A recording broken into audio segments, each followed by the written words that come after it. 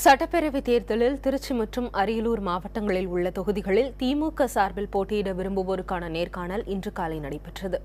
சென்னை அண்ணா அறிவாலயத்தில் நடைபெற்ற இந்த நேர்காணலில் திமுக தலைவர் கருணாநிதி, பொருளாளர் மு.க.ஸ்டாலின் உள்ளிட்டோர் நேர்காணலில் பங்கேற்றவர்களிடம் பல்வேறு கேள்விகளை எழுப்பினர்.